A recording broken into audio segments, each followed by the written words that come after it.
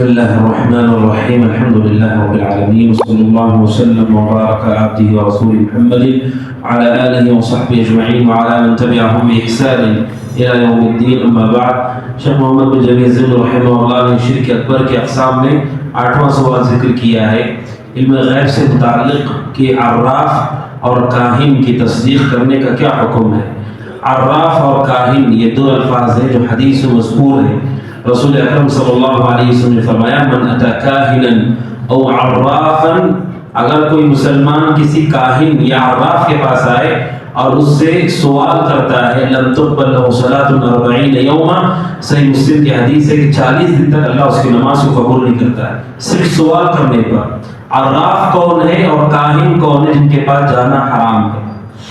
عراف کاہن، سب سے پہلے کاہن وہ شخص ہے جس کے پاس یہ دعویٰ ہے کہ وہ مستقبل کو جان سکتا ہے، مستقبل کو جاننے کا طریقہ اس کے پاس ہے، فیوچر وہ جان سکتا ہے، چاہے شادی کو لے کر ہو، اولاد کو لے کر ہو، رزق کو لے کر ہو، یا زندگی کو لے کر ہو، صحت و شفا کو لے کر ہو۔ جو یہ دعویٰ کرتے ہیں کہ ہمیں مستقبل کا علم ہو سکتا ہے یا ہے، ہمارے پاس اس کے طریقے موجود ہیں، اسے کہا جاتا ہے کاہن۔ اور دوسرا ہے عراف۔ عراف وہ شخص ہے جو غیب کا دعویٰ کرتا ہے لیکن اس کا تعلق ماضی سے ہے، یعنی جو گزر چکا ہے، جیسے کسی کی گاڑی چوری ہو گئی یا کسی کی کوئی رشتہ دار غائب ہو گئے، پتہ نہیں کہاں گئے، وہ دعویٰ کرتا ہے کہ میں بتا سکتا ہوں کہ وہ کہاں ہے، وہ سامان کہاں ہے، چاہے ماضی کا غیب ہو یا مستقبل کا غیب ہو۔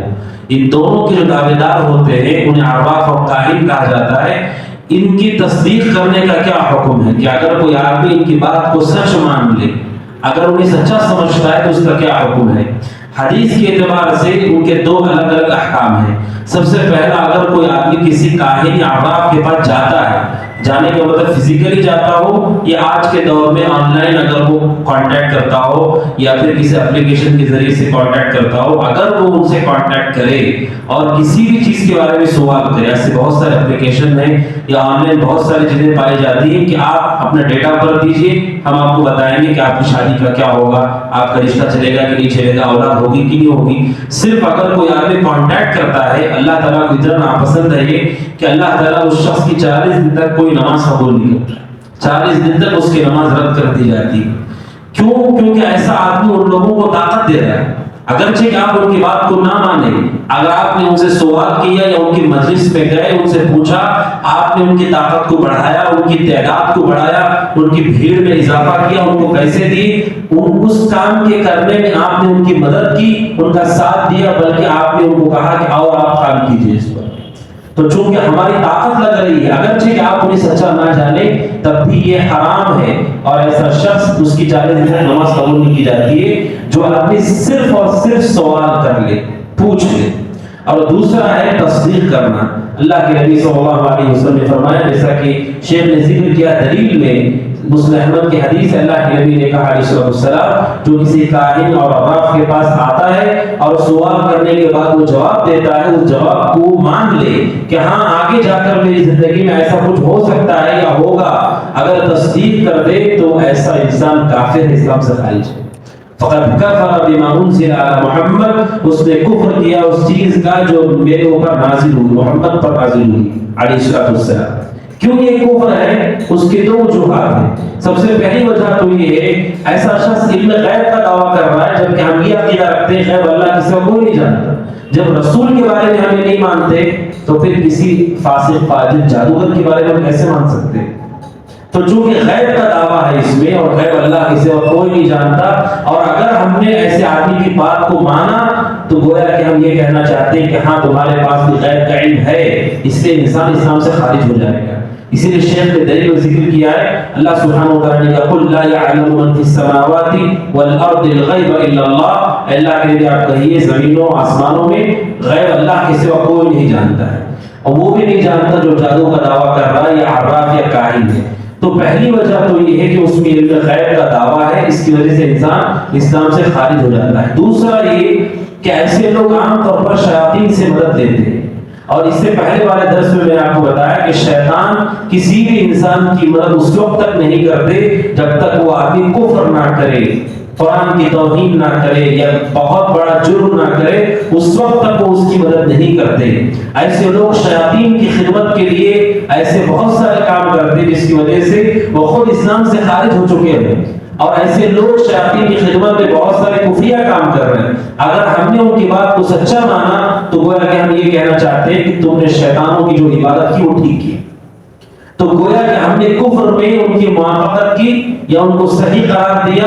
تو ان دو وجوہات کی وجہ سے، ایک تو غیب کا دعویٰ ہے اس میں، اور دوسرا آپ نے شیطانوں کی مدد جو انہوں نے لی ہے اس مدد کو صحیح قرار دیا۔ دونوں کی دونوں چیزیں اس لیے جس کی وجہ سے انسان کا ایمان سالم نہیں رہتا۔ اسی لیے اللہ کے نبی صلی اللہ علیہ وسلم نے فرمایا ایسا آدمی دار اسلام سے خارج ہو جاتا ہے۔ لہذا عرباق اور کاہن جو غیب کے دعوے دار ہیں، ایسے لوگوں کے پاس نہ جانا جائز ہے نہ سوال کرنا جائز ہے۔ البتہ تیسری قسم ہے جو جائز ہے کہ کوئی آدمی کسی کاہن یا عرباق کے پاس اگر جاتا ہے اور جانے والے کا مقصود یہ ہے کہ وہ اس کے دھوکے کو اور اس کی شرارت کو لوگوں کے سامنے ظاہر کر سکے تو اس میں کوئی حرج نہیں ہے۔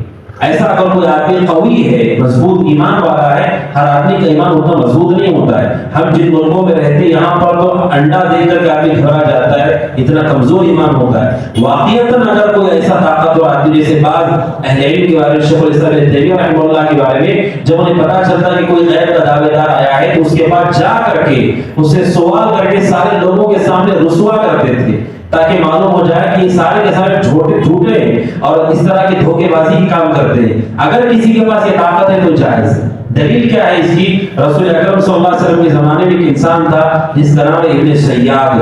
ابن سیاد ایک عجیب و غریب آدمی کا نام تھا۔ صحابہ میں سے بعض ہی گمان کرتے تھے کہ یہی دجال ہے، یہی دجال ہے، اور عجیب و غریب اس کی حرکتیں ہوا کرتی تھی اور حدیثوں میں اس کی تفصیل آئی ہے۔ بعض صحابہ کو گمان تھا کہ دجال ہے۔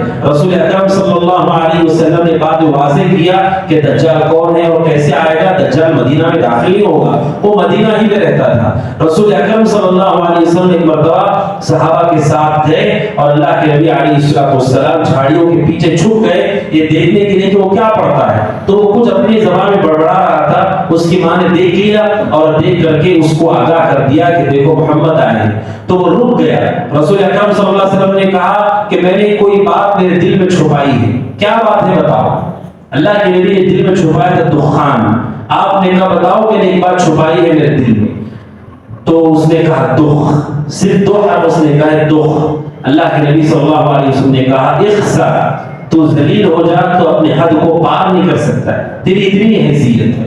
تو اللہ کے نبی نے ایک لفظ اپنے دل میں چھپایا اور کہا بتا میں نے کیا چھپایا ہے، تو وہ لفظ بھی نہیں بول سکا۔ اور سوچئے کہ جتنے دعوے دار یہ پائے جاتے ہیں ہمارے ملک کے اندر، اتنے سارے لوگ ہیں جو مستقبل کے پڑھنے کا دعویٰ کرتے ہیں، اتنے بڑے بڑے حادثے دنیا میں ہو رہے ہیں، ہمارے ملک میں کتنے خطرناک حادثے ہو رہے ہیں اور ہو جاتے ہیں۔ کوئی ایک انسان بھی ایسا نہیں ہے جو لوگوں کو آگاہ کر دے کہ بھئی ایسا ہونے والا ہے، اب چوکا نہ رہی۔